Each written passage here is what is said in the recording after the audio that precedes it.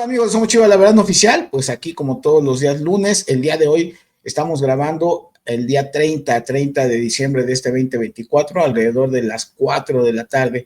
Los invitamos antes de empezar con los temas a que le den like ahí a nuestro video, a que se suscriban al canal, a que le piquen ahí a la campanita para que les notifiquen cuando tenemos un nuevo video. Y pues rápidamente vámonos con los temas. El primero es nada más y nada menos que lo que ustedes ya vieron en el canal de Chivas, en el canal oficial de Chivas, tanto en YouTube como en Facebook y también en Twitter y otras plataformas, en donde ya se anunció que finalmente ya han dejado a la Morsa Flores y a Santiago Ormeño fuera de Chivas, ya se les rescindió el contrato a ambos.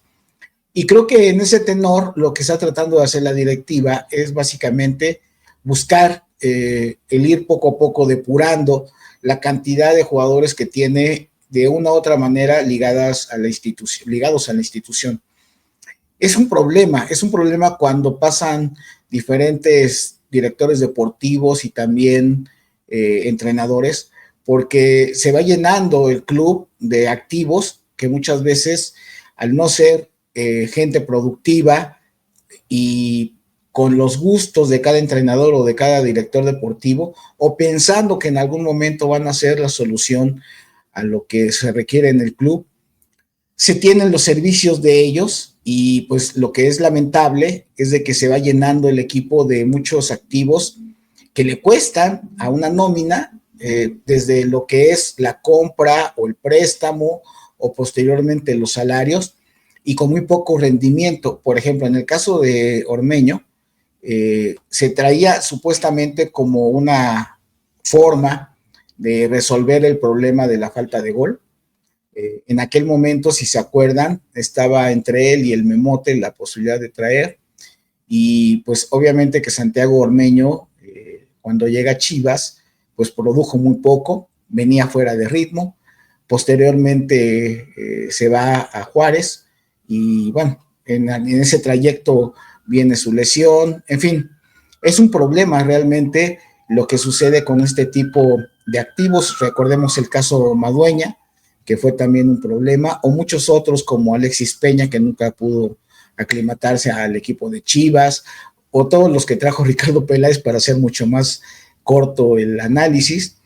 Eso por un lado de los jugadores que llegan, y por otro lado los que han emergido de las fuerzas básicas de Chivas, que han pasado por Tapatío o de manera directa, que van de la sub-20 al equipo de primera división.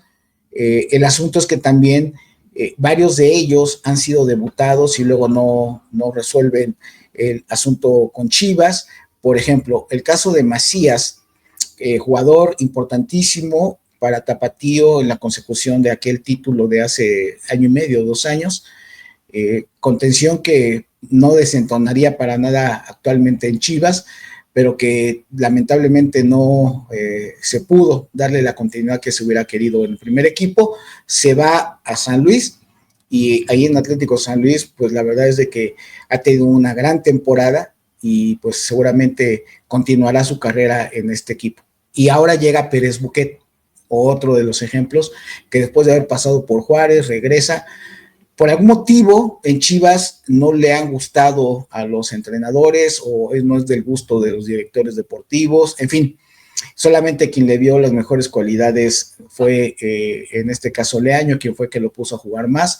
Pero insisto, cuando se tiene que ver con gustos de los entrenadores o de los directivos, o incluso impulsados por los promotores, el club se va haciendo de muchos activos que luego hay que empezar a repartir, y en este caso a Pérez Buquet lo que se hizo fue, se le manda a San Luis, y en ese sentido se llega a un acuerdo para que en caso de hacer válida la compra San Luis, o si se vende a otro equipo, se lleva un porcentaje en este momento, en este caso Chivas.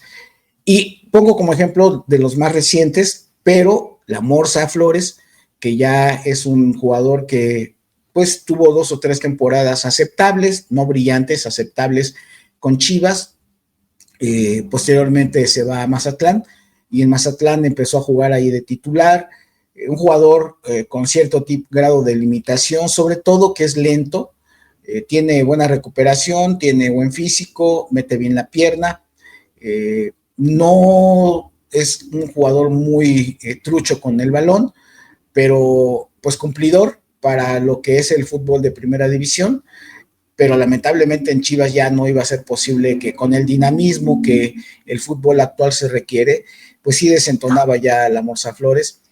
Llega ahí a Mazatlán, empezó a jugar pues bien en ese sentido, pero también de repente dejó de tener su participación ahí y bueno, Chivas lo que ha decidido es rescindirles el contrato a ambos.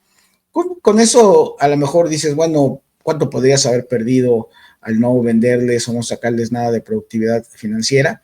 Pues yo creo que muy poco. Lo cierto es que con esta situación que estamos viendo de estos jugadores, tanto de Ormeño como Flores y de los otros que van saliendo, en ese momento tenemos cuando menos algunos ahorros que ojalá se reinviertan en otro tipo de jugadores o en las propias fuerzas básicas, ¿no? Para pagarle mejor a los entrenadores, subir un poquito los sueldos a otros o los apoyos a los jugadores de fuerzas básicas. Es decir, la gran labor que requiere un director deportivo es decir, a ver, tengo 50 activos, 60 activos, algunos ni siquiera los conozco porque cuando llegué pues ya estaban ahí prestados. Bueno, hay que recuperar, hay que investigar, hay que saber cómo están y decir qué me cuesta más, mantenerlo o dejarlo ir, ¿no? Porque a veces se piensa como pues en las casas, ¿no? De repente cuando tenemos una conducta acumuladora, pensando que algún día va a explotar el jugador y pues lastimosamente eso no ocurre y mientras tanto ese acumulamiento pues te genera, en el caso de las casas, pues ganar espacios, ¿no? Tener ahí espacios, si es una casa pequeña, pues imagínense con todo lo que uno va acumulando, suciedad y todo esto, lo que hay alrededor de ello. El gran problema es ese. Entonces, ahí en ese sentido con los jugadores es tener una plantilla pues que es limitada para un primer equipo de 20, ¿qué les gustaría? Ya poniéndonos así súper exigentes, 28 jugadores de una plantilla ya está bastante amplia y cuando en ese momento tú tienes a lo mejor 40, 50 activos, pues el restante te sigue costando, ¿no? Si no los acomodas y tú tienes que seguir pagando el salario, los prestas, en fin, muchas formas de llegar a algunos acuerdos, pero que obviamente esto significa tener una gran visión como director deportivo para tener siempre lo mínimo indispensable, mucho mejor pagado, con mucho mejor calidad, y eso va fortaleciendo al plantel. De eso se trata una buena dirección deportiva, ¿no?